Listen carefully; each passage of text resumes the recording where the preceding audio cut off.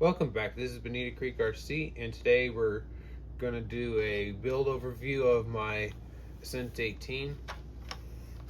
I've done quite a few upgrades to this thing. I put a Endura Purple Viper brushless system in it, and that was pretty good, but with the stock transmission it didn't have enough underdrive, or didn't have enough gear reduction, so it was really fast, and the throttle was really jumpy, especially in reverse. Reverse is really hard to control, so I put a Endura 45% underdrive transmission in it, and now it's just about perfect to get really good slow speed control, and it has enough wheel speed too to get up the obstacles. These are Endura XHX comp pins. They're S5 compound, and I have silicone inserts in these, and these are Endura 1.1 RAS wheels.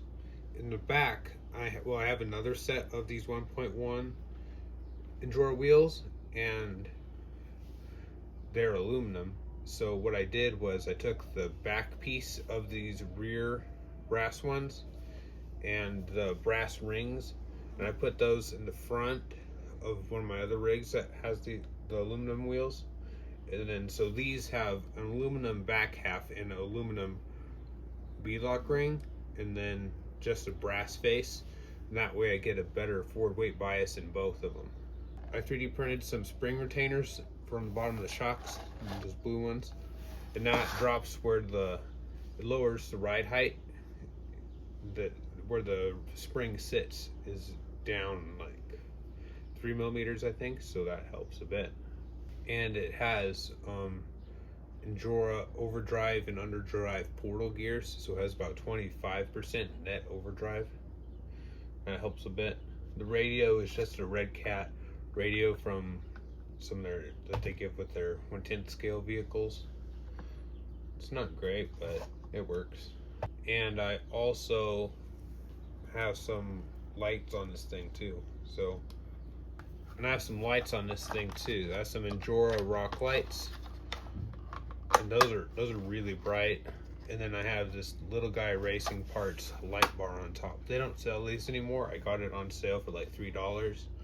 It has a 3D printed housing, but this thing's really bright too.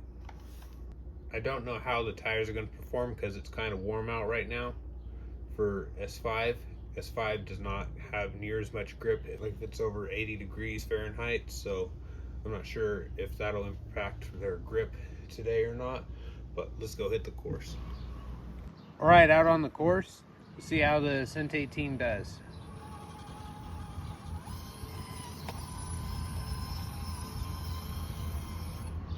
That's pretty good.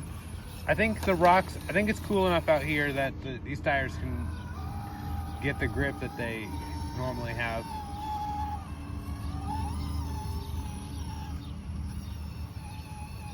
Oh yeah, these tires just grip and go. Now, on there is getting caught on the C-hub.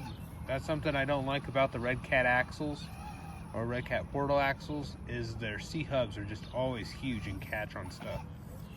See, falling off the backside there we go. Yeah, this thing has some serious forward drive. All right, let's see how it does here.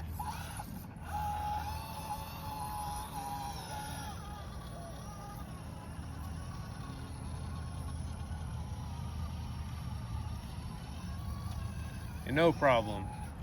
That one, mostly you just have to get the line right so that you don't fall in. Let's see. Oh yeah, the bumper didn't catch. That's good. Or we're up on the axle there. So let's get that centered. And just up on the skid. We're gonna have to give it a little bit of a bump. Hope that wasn't it.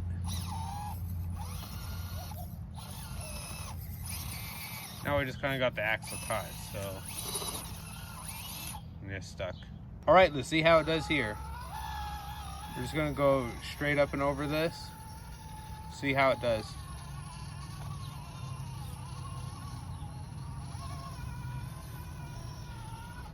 That was really good. It's really hard to pull up that vertical face on that river rock. It's just so smooth. It's really hard to get grip. But these XHX pins really just can grab on that rock really good.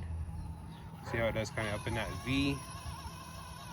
Well, it's kind of a wheelbase problem right there. It's trying to climb two vertical, it's trying to climb up two things at once. It can't. The front or the rear can't really help.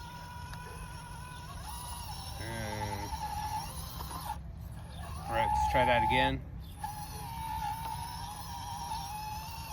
There we go. Just had to get the driver front tire on a little branch sticking off to get some grip and pull it up and over. Let's see if it can go off the side over here without rolling. My Ultra 4 buggy can do this pretty easy. Has the flex and the unsprung weight to not roll, but I don't know if this one can do it. Ooh, I don't think so. No, can't do it. All right, let's see how it does in the mud. Just kidding, I don't want to drive it in that. I'd hate to fry the electronics just doing something dumb like going through the water. But let's see how it does here.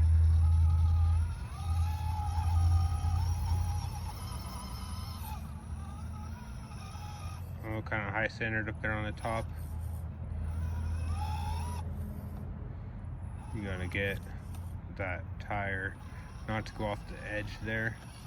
And there we go. This thing sure does the stuff good. Okay, let's see how it does here.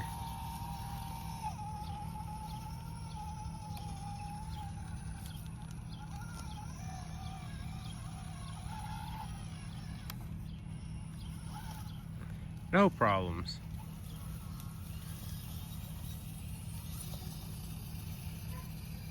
Okay, let's see how it does this. I haven't had a lot of success with my vehicles making this recently just because of the heat, messing with the tires, but oh yeah, it's doing that good. It's the rock here is cool enough since it's in the shade. Like it'll get way hotter than the temperature outside actually is, just because it's in the sun, and tires won't grip on it if it's too hot. Okay, let's see how it does up this. And this is mostly just kind of stability and flex is what can make a vehicle make or not make this line.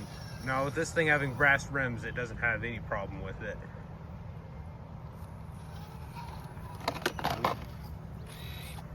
That's a big drop off into a hole right there though. I need to find a rock to put back in there. All right, back on the bench. Man, this thing is just a performer. It's just really good. The one thing I do want to get for this, one of the main drawbacks of the Ascent18 is the flat skid. Like I have high clearance links on here, but when you lower them down a bit, it just, the belly hangs so low, and nobody makes a affordable chassis for it with an angled skid. So I really want to get an angled skid chassis for this, probably carbon fiber, but just nobody makes a affordable one. So that's something I will probably do in the future if somebody makes that. I want to thank you for watching. Like, comment, subscribe if you like what you see, and we'll see you in the next one.